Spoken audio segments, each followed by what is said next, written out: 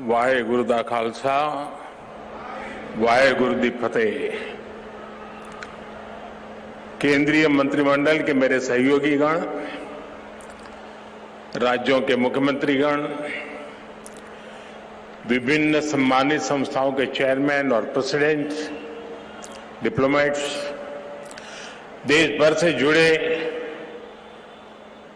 विशेष रूप से इस कार्यक्रम के साथ आए हुए बालक बालिकाएं, अन्य सभी महानुभाव, देवी और सज्जनों, आज देश पहला वीर बाल दिवस मना रहा है। जिस दिन को, जिस बलिदान को हम पीढ़ियों से याद करते आए हैं, आज एक राष्ट्र के रूप में उसे एकजुट नमन करने के लिए एक नई शुरुआत हुई है। शहीदी सप्ताह और ये वीर बाल दिवस हमारी सिख परंपरा के लिए भावों से भरा जरूर है, लेकिन इससे आकाश जैसी अनंत प्रेरणाएं भी जुड़ी है। वीर बाल दिवस हमें याद दिलाएगा कि शौर्य की पराकाष्ठा के समय कम आयु मायने नहीं रखती। वीर बाल दिवस हमें याद दिलाएगा कि 10 गुरुओं का योगदान क्या है, देश के स्वाभिमान के लिए सिख परंपरा का बलिदान क्या है। वीर बाल दिवस हमें बताएगा कि भारत क्या है, भारत की पहचान क्या है।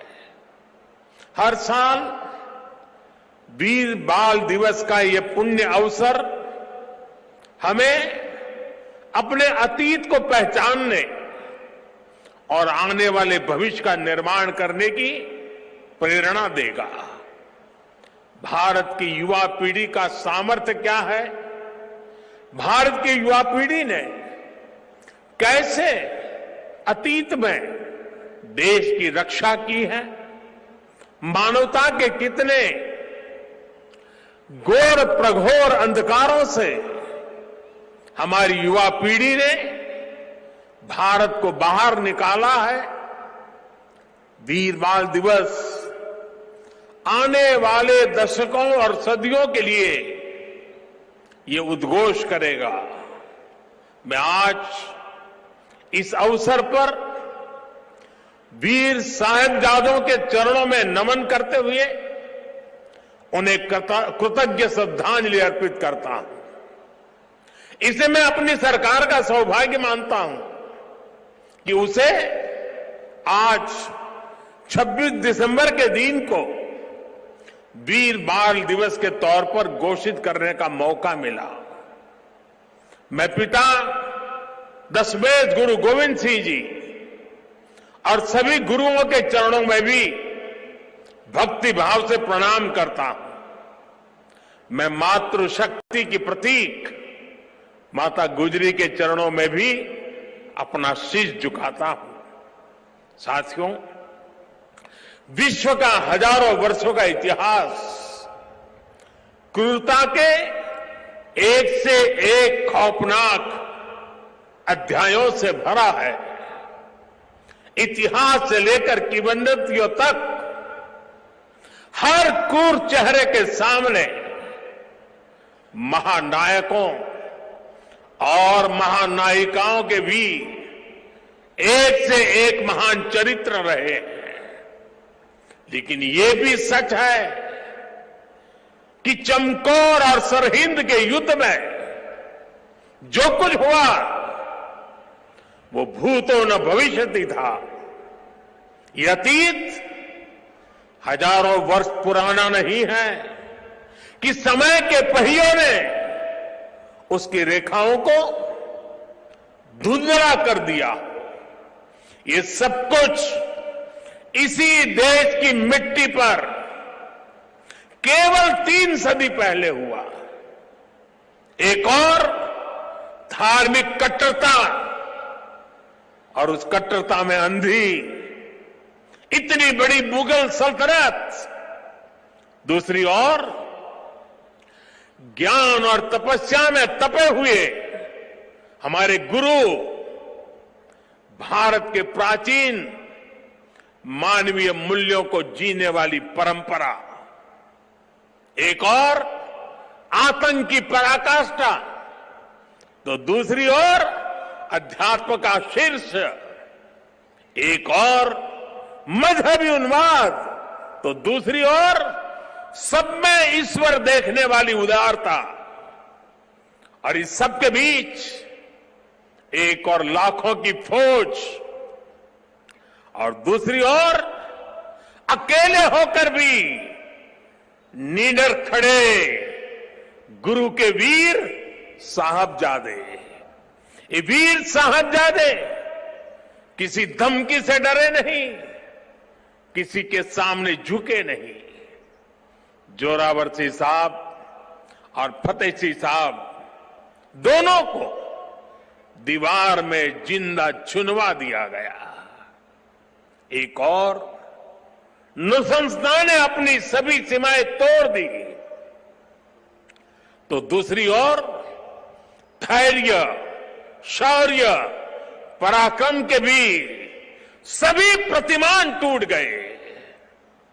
साहिबजादा अजीत सिंह और साहिबजादा जुझार सिंह ने भी बहादुरी की वो मिसाल कायम की जो सदियों को प्रेरणा दे रही है। भाइयों और बहनों, जिस देश की विरासत ऐसी हो, जिसका इतिहास ऐसा हो, उसमें स्वाभाविक रूप से स्वाभिमान और आत्मविश्वास कूट कूट कर भरा होना चाहिए। लेकिन दुर्भाग्य से हमें इतिहास के नाम पर वो गढ़े हुए नैरेटिव बताए और पढ़ाए जाते रहे, जिनसे हमारे भीतर हीन भावना पैदा हो। बावजूद इसके हमारे समाज ने, हमारी परंपराओं ने इन गौरव गाथाओं को जीवंत रखा। साथियों, अगर हमें भारत को भविष्य में सफलता के शिखरों तक ले जाना है, तो हमें अतीत के संकुचित नजरियों से भी आजाद होना पड़ेगा। इसलिए आजादी के अमृत काल में देश ने गुलामी की मानसिकता के मुक्ति का प्रण फूंका है। वीर बाल दिवस देश के उन पंच प्राणों के लिए प्राणवायु की तरह है। साथियों, इतनी कम उम्र में साहबजादों के इस बलिदान में हमारे लिए एक और बड़ा उपदेश छिपा हुआ है। आप उस दौर की कल्पना करिए, औरंगजेब के आतंक के खिलाफ, भारत को बदलने के उसके मंसूबों के खिलाफ गुरु गोविंद सिंह जी पहाड़ की तरह खड़े थे। लेकिन जोरावर सिंह साहब और फतेह सिंह साहब जैसे कम उम्र के बालकों से औरंगजेब और उसकी सल्तनत की क्या दुश्मनी हो सकती थी। दो निर्दोष बालकों को दीवार में जिंदा चुनवाने जैसी दरिंदगी क्यों की गई?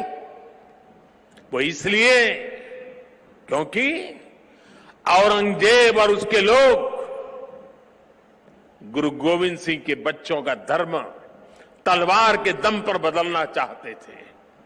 जिस समाज में, जिस राष्ट्र में उसकी नई पीढ़ी जोर जुल्म के आगे घुटने टेक देती है, उसका आत्मविश्वास और भविष्य अपने आप मर जाता है। लेकिन भारत के वो बेटे, वो वीर बालक मौत से भी नहीं घबराए। वो दीवार में जिंदा चुन गए, लेकिन उन्होंने उन आतताई मंसूबों को हमेशा के लिए दफन कर दिया। यही किसी भी राष्ट्र के समर्थ युवा का सामर्थ्य होता है। युवा अपने साहस से समय की धारा को हमेशा के लिए मोड़ देता है। इसी संकल्प शक्ति के साथ आज भारत की युवा पीढ़ी भी देश को नई ऊंचाई पर ले जाने के लिए निकल पड़ी है। और इसलिए अब 26 दिसंबर को वीर बाल दिवस की भूमिका और भी अहम हो गई है। साथियों, सिख गुरु परंपरा केवल आस्था और आध्यात्म की परंपरा नहीं है, ये एक भारत श्रेष्ठ भारत के विचार का भी प्रेरणा पुंज है। हमारे पवित्र गुरु ग्रंथ साहब से बड़ा इसका उदाहरण और क्या हो सकता है। इसमें सिख गुरुओं के साथ साथ भारत के अलग अलग कोणों से 15 संतों और 14 रचनाकारों की वाणी समाहित है। इसी तरह आप गुरु गोविंद सिंह जी की जीवन यात्रा को भी देखिए। उनका जन्म पूर्वी भारत में पटना में हुआ। उनका कार्यक्षेत्र उत्तर पश्चिमी भारत के पहाड़ी अंचलों में रहा और उनकी जीवन यात्रा महाराष्ट्र में पूरी हुई। गुरु के पंच प्यारे भी देश के अलग अलग हिस्सों से थे। और मुझे तो गर्व है कि पहले पंच प्यारों में एक उस धरती से भी था, द्वारिका से, गुजरात से, जहां मुझे जन्म लेने का सौभाग्य मिला है। व्यक्ति से बड़ा विचार, विचार से बड़ा राष्ट्र, राष्ट्र प्रथम का ये मंत्र गुरु गोविंद सिंह जी का अटल संकल्प था। जब वो बालक थे तो ये प्रश्न आया कि राष्ट्र धर्म की रक्षा के लिए बड़ी बलिदान की जरूरत है। उन्होंने अपने पिता से कहा कि आपसे महान आज कौन है, ये बलिदान आप दीजिए। जब वो पिता बने तो उसी तत्परता से उन्होंने अपने बेटों को भी राष्ट्र धर्म के लिए बलिदान करने में संकोच नहीं किया। जब उनके बेटों का बलिदान हुआ तो उन्होंने अपनी संगत को देखकर कहा, 4 मुए तो क्या हुआ, जीवत कई हजार। अर्थात मेरे 4 बेटे मर गए तो क्या हुआ, संगत के कई हजार साथी, हजारों देशवासी मेरे बेटे ही है। देश प्रथम, नेशन फर्स्ट को सर्वोपरि रखने की ये परंपरा हमारे लिए बहुत बड़ी प्रेरणा है। इस परंपरा को सशक्त करने की जिम्मेदारी आज हमारे कंधों पर है। साथियों, भारत की भावी पीढ़ी कैसी होगी, ये इस बात पर भी निर्भर करता है वो किससे प्रेरणा ले रही है। भारत की भावी पीढ़ी के लिए प्रेरणा का हर स्रोत इसी धरती पर है। कहा जाता है कि हमारे देश भारत का नाम जिस बालक भारत के नाम पर पड़ा, वो सिंहों और दानवों तक संहार करके थकते नहीं थे। हम आज भी धर्म और भक्ति की बात करते हैं तो भक्तराज प्रहलाद को याद करते हैं। हम धैर्य और विवेक की बात करते हैं तो बालक ध्रुव का उदाहरण देते हैं। हम मृत्यु के देवता यमराज को भी अपने तप से प्रभावित कर लेने वाले नचिकेता को भी नमन करते हैं, जिस नेत्री नचिकेता ने बाल्यकाल में यमराज को पूछा था, व्हाट इज डेथ, मृत्यु क्या होता है। हम बाल राम के ज्ञान से लेकर उनके शौर्य तक, वशिष्ठ के आश्रम से लेकर विश्वामित्र के आश्रम तक, उनके जीवन में हम पग पग पर आदर्श देखते हैं। प्रभु राम के बेटे लवकुश की कहानी भी हर मां अपने बच्चों को सुनाती है। श्री कृष्ण भी हमें जब याद आते हैं तो सबसे पहले कान्हा की वो छवि याद आती है, जिनकी बंशी में प्रेम के स्वर भी है और वो बड़े बड़े राक्षसों का संहार भी करते हैं। उस पौराणिक युग से लेकर आधुनिक काल तक वीर बालक बालिकाएं भारत की परंपरा का प्रतिबिंब रहे हैं। लेकिन साथियों, आज एक सच्चाई भी मैं देश के सामने दोहराना चाहता हूं।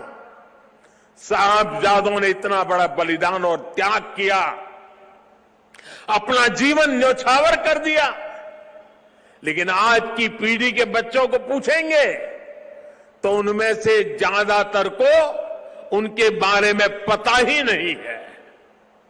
दुनिया के किसी देश में ऐसा नहीं होता है कि इतनी बड़ी शौर्य गाथा को इस तरह भुला दिया जाए।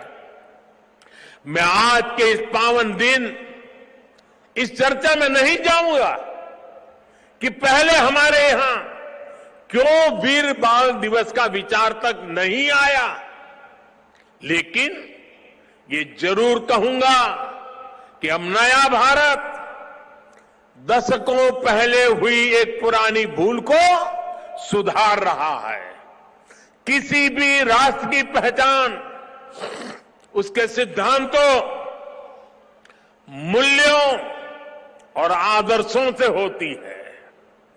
हमने इतिहास में देखा है, जब किसी राष्ट्र के मूल्य बदल जाते हैं तो कुछ ही समय में उसका भविष्य भी बदल जाता है।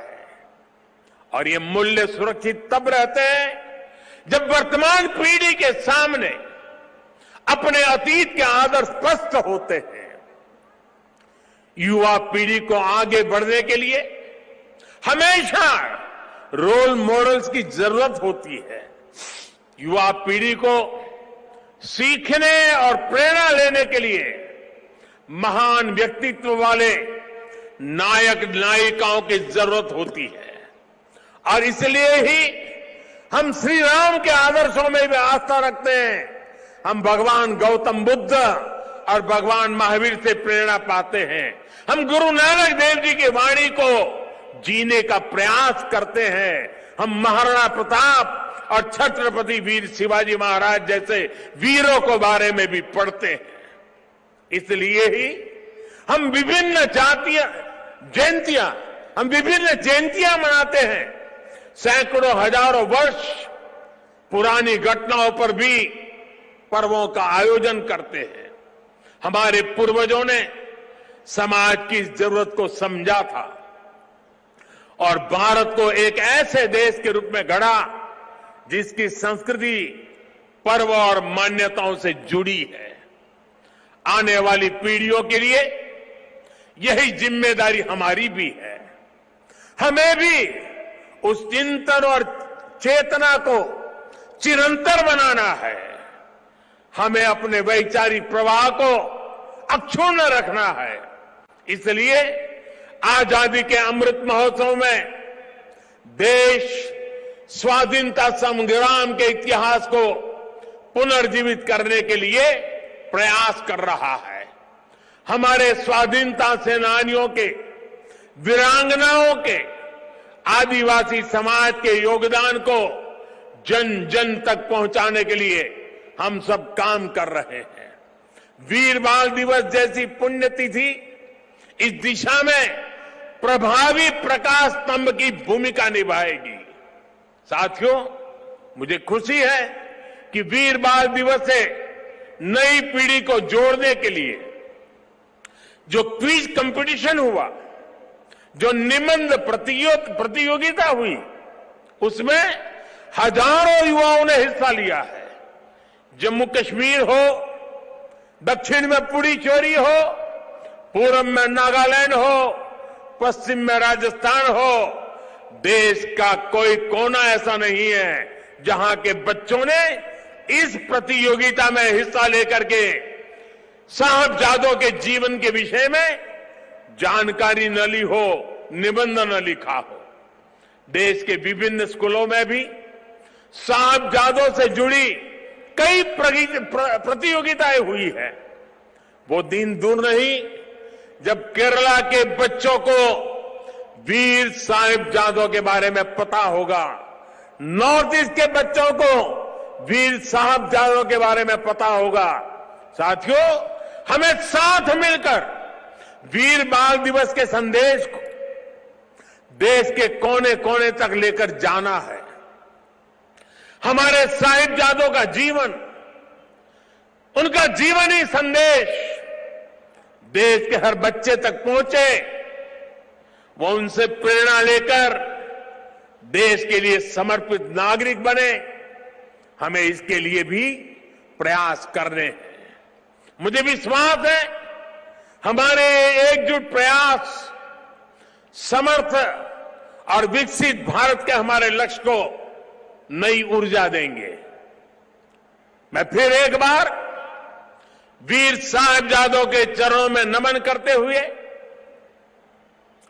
इसी संकल्प के साथ आप सभी का हृदय से बहुत बहुत धन्यवाद करता हूं।